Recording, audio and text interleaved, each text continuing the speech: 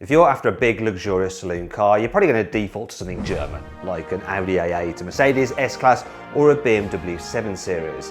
However, if you're feeling a bit daring, you might look to Japan and consider a Lexus LS. But what about something French? Huh? Probably not in the past, but that could all be about to change with the launch of the new DS9. And here's a carwow top 10 things you need to know about it. Now, while French luxury cars may seem a bit unusual today, back in the 1950s they were very much de rigueur. You see, the DS9's forebearer, the DS, was a huge hit. Its slinky cool design made it very, very popular, and even the French president used to drive one. Well, be driven round in one, of course. In fact, the car was just so glorious that even today people buy them and pay huge sums of money for them to just waft around in their chic French coolness. Now, the actual name DS is a play on words in French, déesse, which means goddess. Underneath its skin, the DS9 shares many of its mechanical parts with the Peugeot 508. You see, Peugeot and Citroën are part of the same family, and Citroën spawned DS. So there you go, it's the same building blocks underneath. However, the exterior design is very, very different.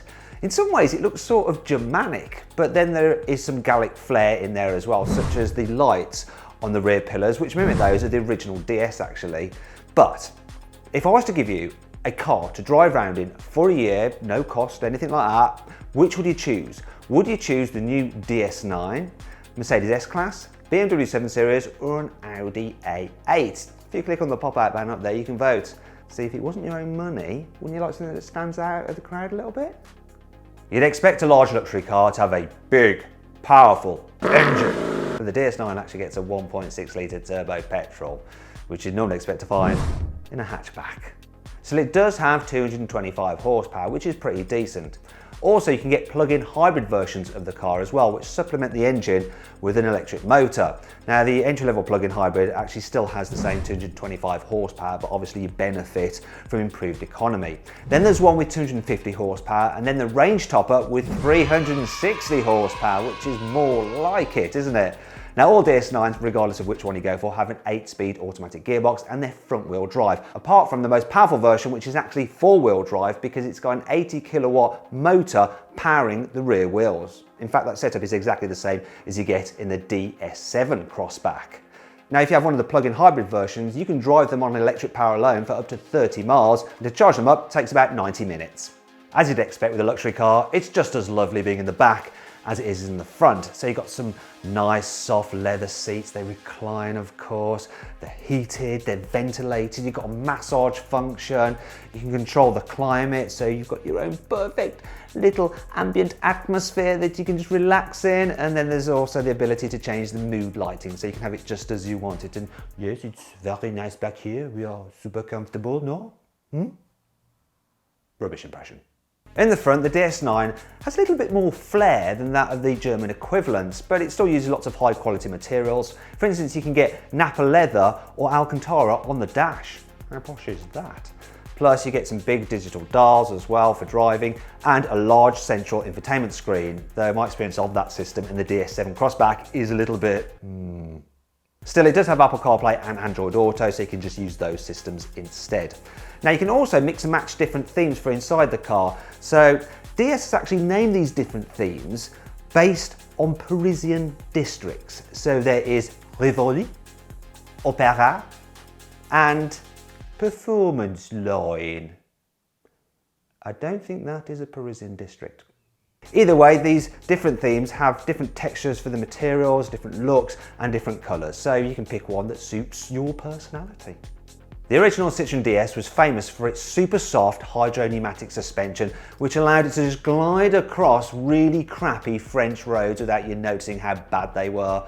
Now, the DS9 also has some clever suspension, not hydro pneumatic, but it does use a special camera which can read the road ahead, spot bumps, and then adjust the suspension accordingly so it can neutralise them. Now, this is a similar system that you get on things like Mercedes S-Class, Audi A8, and a BMW 7 Series already, but hey, the French are now doing it as well. Now, if you'd like to see which car I think is best out of the A8, the S-Class, and the 7 Series, click on the pop-out banner up there to watch my group test video. The DS9 can be both quiet and noisy. You see, it's got laminated glass, so it's like you're driving around in a car with double glazing to keep the outside noise from getting in, but it's also got a 14-speaker Focal Electra sound system, which is very, very loud, so you can enjoy your tunes. So waft along, listening to Vanessa Paradis or Edith Piaf. Je ne regrette rien.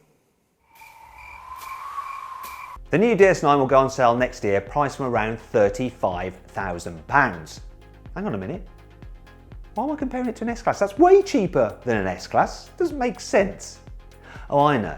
It's because actually for one that you want with hybrid tech, that's going to cost around £50,000. And while that's still similar to an E-Class in price, in terms of the interior space and luxury, the DS9 is supposed to be on par with an S-Class. And let's face it, if the DS9 was the same price as an S-Class, everyone's just going to buy the S-Class, aren't they?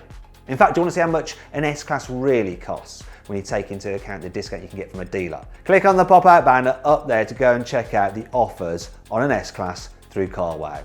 You'll be surprised how cheap you can get one for. When I say cheap, I do mean how less expensive than you think it would be. You get the idea. Check it out. The DS9 is quite a blingy looking car. So there's this huge chrome strip down the bonnet, which is called the Clou de Paris. And it's supposed to signify that this is at the very top of the DS range. Look at my chrome. Then on the inside, it's got a clock by watchmakers BRM, which rotates up out of the dash. Now all this is very ostentatious, really. I'm not sure if it's exactly to Europeans' reserved taste.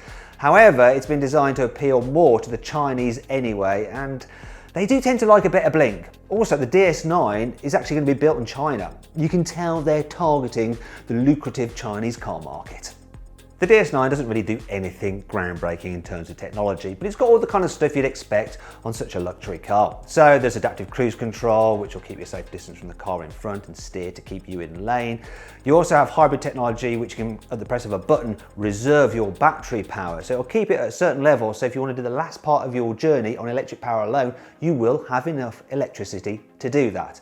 Then there's a safety system, so radars can scan the road ahead for pedestrians, animals, cars, cyclists and all that kind of stuff. And it's even got a special camera which monitors your eye movements when you're driving along, and it can tell if you're starting to get a bit tired and are about to nod off, and will wake you up.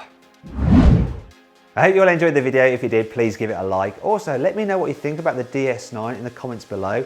Would you ever consider buying a large luxury French car over a German one? Would you? What kind of people do you think buy these cars?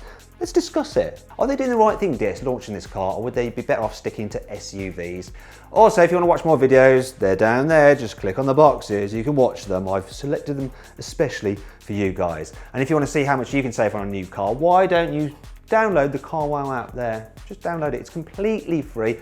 Also, it has a special number plate scanner, so you can scan the number plate of a car and it'll tell you how much it's worth. It's quite good fun, actually. Also, don't forget to check out our merchandise. It's just in the carousel below the video there, where you can get CarWow hoodies and t-shirts and stuff like that. Anyway, thanks for watching.